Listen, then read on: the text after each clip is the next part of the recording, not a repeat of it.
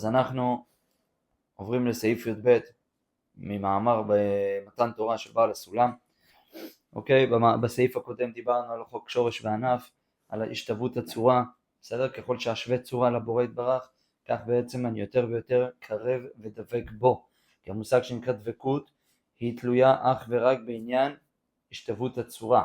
הווה אומר, אם עכשיו לצורך העניין הבורא יתברך הוא נטו משפיע כי הוא השורש של הכל ואני רוצה להידבק לשורש, לא שייך להידבק בעניין גשמי, כי הבורא הוא לא גשמי, בסדר? הבורא זה כוח רוחני לגמרי, ולכן איך אני דופק במשהו רוחני? אלא אך ורק גם כן בפעולות רוחניות שאני עושה. פעולות רוחניות הן אך ורק בעניין הכוונה. זאת אומרת, אני עושה את המעשה, אני חייב גם להלביש את הכוונה במעשה. אם אני עכשיו מניח תפילין ואני מחויב להניח תפילין, אם אני מניח תפילין כדי להשיג לעצמי רצונות כלשהם, כמו למשל, לא יודע, שכר או לא משנה מה, או איזשהו תועלת מזה, אז אני עדיין רצון לקבל. מה זה משנה אם זה תפילין או אם זה גלידה? מה זה משנה? בסדר? אני עדיין עושה פעולה מסוימת עם רצון לקבל.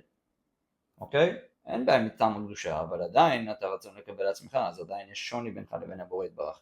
זה בעצם מה שלמדנו עד עכשיו. זאת אומרת שאני כן רוצה להתחיל ללמוד איך בעזרת תורה ומצוות, שזה גם מה ששאלנו בעבר, מה הקשר תורה ומצוות דווקא בלהגיע לדבקות עם השם.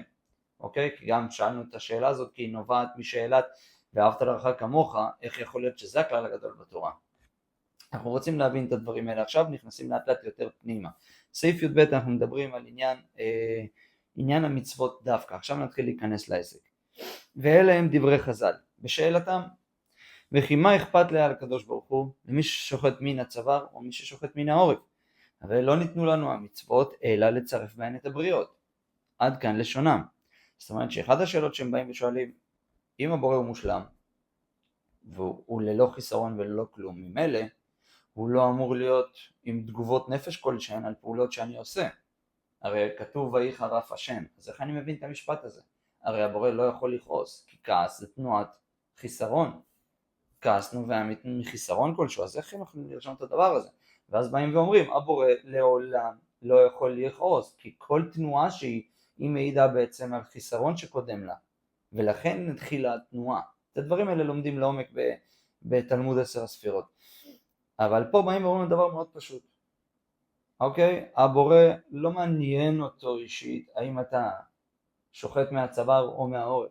אוקיי? ואכן זה שאלתם שמה ששאלו. מה אכפת לקדוש ברוך הוא? מי ששוחט מהצוואר או מהעורף? הרי הוא אין סוף ברוך הוא. הוא לא בעל חיסרון שהוא יהיה מושפע מפעולות אדם. ואז באים ואומרים לנו שהמצוות ניתנו לנו כדי לצרף בהן את הבריות, ליצור חיבור, בסדר? בינינו לבין הבורא יתברך. איך זה קורה? ממשיכים ציטוט. והצירוף הזה פירושו הזדגחות הגוף האחור, שזוהי התכלית היוצאת מקיום תורה ומצוות כולנה. זאת אומרת שכל עניין תורה ומצוות בעצם לבוא ולהתחיל לזכך לי את הגוף. הזיכוך, בסדר? זה בעצם השינוי. מה זה זך? זך זה נקי, זה טהור. נקי וטהור, הווה אומר שהוא נטו נטו נטו ממה שאתה רוצה שהוא יהיה. הווה אומר, לצורך העניין, שמן זית זך. מה זה אומר זך? זה אומר שהוא נקי מכל התערובת שמסביב, אלא הוא נטו שמן. כשאנחנו באים רוצים להיות מצב של חיבור מלא עם הבורא יתברך, אז אני חייב להיות נטו נטו כוח משפיע כמוהו, אבל הגוף שלי הוא מלכתחילה רצון לקבל. נכון או לא? ממילא יש בינינו שוני ענק. פה מתחיל הזיכוך. איך אני מתחיל לזכך ולנקות ולהוריד את כל הקליפות שאנחנו נלמד אותם בהמשך, מה זה? ולהגיע למצב שאני נטו נטו משפיע, אוקיי? או לומד לקבל על מנת להשפיע, את זה נלמד את המושגים האלה, אבל ברמה הכללית משפיע כדי להידמות לו, בסדר? וזה מתבצע אך ורק על ידי קיום תורה ומצוות, דווקא, בסדר? ותכף נלמד למה דווקא. ממשיכים ציטוט, מפני שעיר פרא אדם יוולד, נאמר באיוב. עיר פרא, עיר זה בעצם הבן של החמור, פרא אדם יוולד, מהרגע שהוא יוצא מחיק הבריאה, אוקיי? נולד בחיק הבריאה, הוא מצוי בתכלית הזוהמה והשפלות, שפירושם שהוא עניין ריבוי גדלות האהבה העצמית הנטבעת בו, נטבעת מלשון טבע.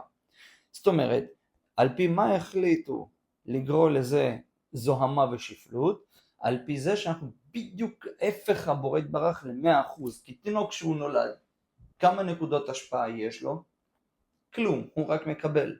מאכילים אותו, מחתלים אותו, מנקים אותו, שוטפים, שומרים עליו, הכל. מה הוא נותן בתמורה? שום דבר. הוא נטו רצון מקבל.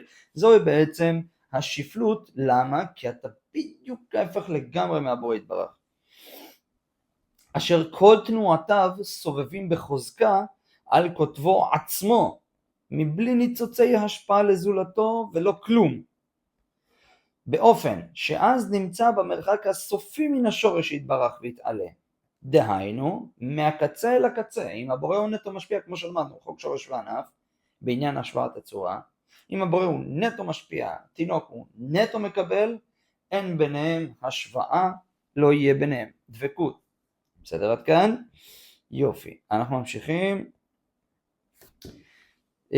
דהיינו מהקצה אל הקצה, בהיות השורש יתברך, כולו להשפיע בלי שום ניצוצי קבלה כלל וכלל.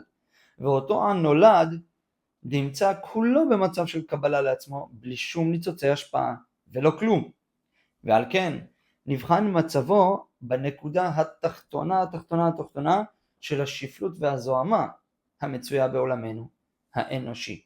בסדר? אז כל עניין הזוהמה והשפלות היא בעצם כל העניין של ריחוק בינינו לבין הבורא יתברך. בסדר? זה נקודה אחת. כל עניין ההתרוממות זה בעצם להתחיל להפוך את התפיסה השכלית שלנו בכל פעולה ופעולה שאני עושה. יש עד כאן? אנחנו ממשיכים לפסקה הבאה.